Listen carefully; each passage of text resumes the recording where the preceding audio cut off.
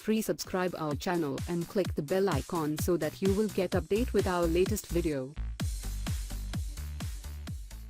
Pope Francis has delivered a keynote speech in Myanmar, demanding respect for each ethnic group but without referring specifically to its Muslim Rohingya community. Rights groups had urged the Pope to use the term to back the community. However, the Catholic Church in the country had told him the term could cause difficulties for Catholics. Myanmar has been accused of ethnic cleansing, with 620,000 Rohingya fleeing to Bangladesh since August. What you need to know about Rohingya crisis: Myanmar's persecuted minority in pictures. Myanmar's government rejects the term Rohingya, labeling the community Bengalis. It says they migrated illegally from Bangladesh, so should not be listed as one of the country's ethnic groups. Although he made no direct reference to the Rohingya, the Pope's speech was a strong defense of ethnic rights. He said, "The future of Myanmar must be peace, a peace based on respect for the dignity and rights of each member of society, respect for each ethnic group and its identity, respect for the rule of law, and respect for a democratic order that enables each individual and every group, none excluded, to offer its legitimate contribution to the common good."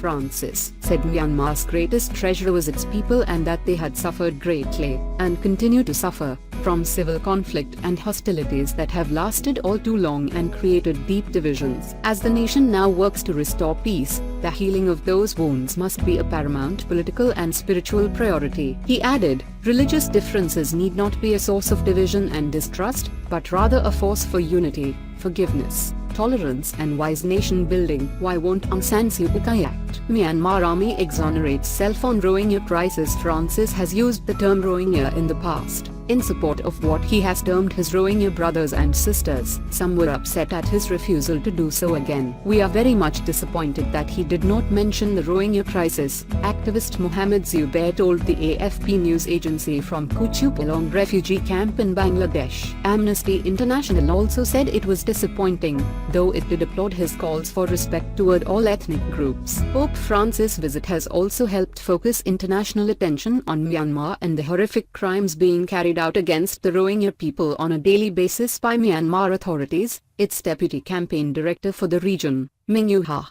said. The BBC's Jonathan Head, in Yangon, says the Pope has also met a senior ultranationalist Buddhist monk and the armed forces commander, and his comments there may have been more forthright. After meeting the Pope on Monday, Military Chief General Min Aung Hlaing claimed there is no discrimination between ethnic groups in Myanmar. Amnesty called his comments the real scandal of the visit. Before his speech, Pope Francis held talks with Myanmar's de facto leader Aung San Suu Kyi. In her speech, Suu Kyi also made no direct reference to the Rohingya Muslims. However, she accepted the situation in Rakhine State had most strongly captured the attention of the world.